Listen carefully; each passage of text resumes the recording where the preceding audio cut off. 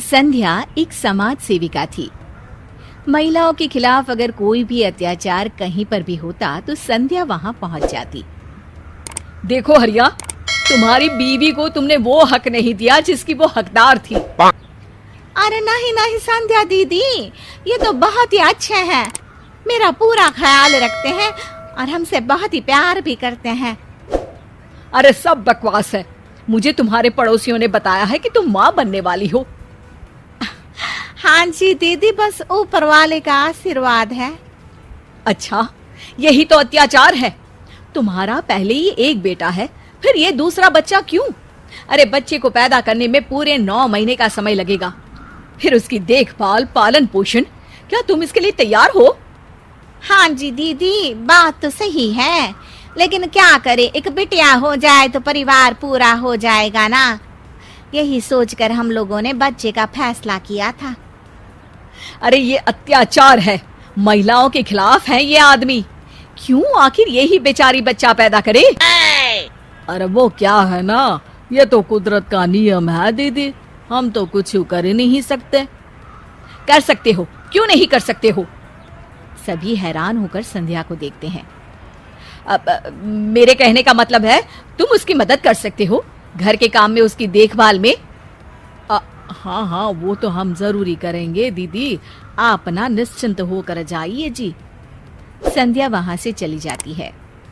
अगले दिन औरतों के जमावड़ों के बीच, देखो मैं साफ कह दे रही हूँ कि महिलाओं को घर में बराबरी का दर्जा मिलना चाहिए। अरे वो कोई काम करने वाली नौकरानी नहीं, बल्कि घर चलाने वाली महारानी है, महारानी। अरे सही कह रहे हो दीदी, सारा दिन हम घर का काम करती रहती हैं, और हमारा भी तो मन करता है कि झोला उठाए और निकल जाए खरीदारी में।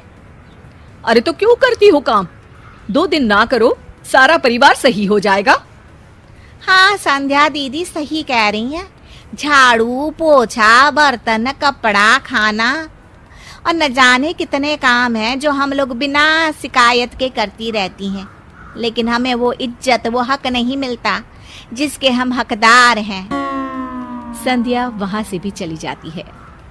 एक दिन संध्या घर में बैठकर चाय पी रही होती है कि तभी कुछ आदमी और बूढ़ी औरतें उसके घर आ जाती है। अरे कौन है संध्या यहाँ?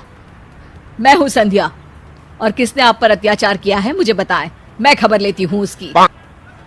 एक बूढ़ी औरत के साथ संध्या का हाथ हमेशा है।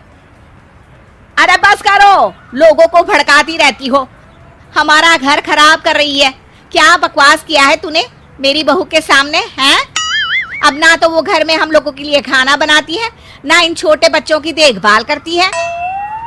आखिर कब तक, मैं कहती हूँ आखिर कब तक हमारे समाज की औरतें खाना बनाएंगी? अरे ठीक कह रही है बहन जी, अब हम एक काम करते हैं, हम घर संभाल लेते हैं और औरतों को कहते हैं कि बाहर से पैसा कमा लाए। अरे वो भी तो जरूरी है ना, कमाएंगे नहीं तो खाएंगे क्या? संध्या सोच में पड़ जाती है। तभी वहां वो औरतें भी आ जाती हैं जिन्होंने संध्या के कहने पर घर का काम करना छोड़ा था। नहीं नहीं, मैं घर का काम कर लूंगी, लेकिन बाहर जाकर पैसे नहीं ना कमाऊंगी। हाँ। अरे क्यों भाई, एक तो काम करना ही पड़ेगा ना, या तो घर का या बाहर का।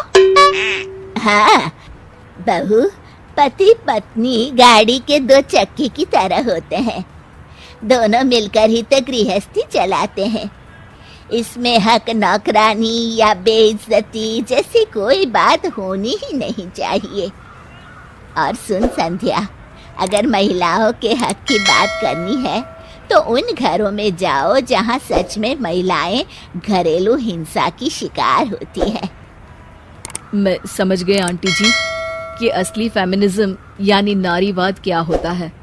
मैं आगे से ध्यान रखूंगी कि मेरी कही बात सिर्फ हवा में फेंकी तीर ना हो। दोस्तों, हमें उम्मीद है कि आपको हमारी ये कहानी पसंद आई होगी। कृपया हमारे चैनल को सब्सक्राइब करें और सभी अपडेट्स के लिए बेल आइकन जरूर दबाएं। और हाँ, वीडियो लाइक और शेयर करना मत भूलिएगा। Bye bye.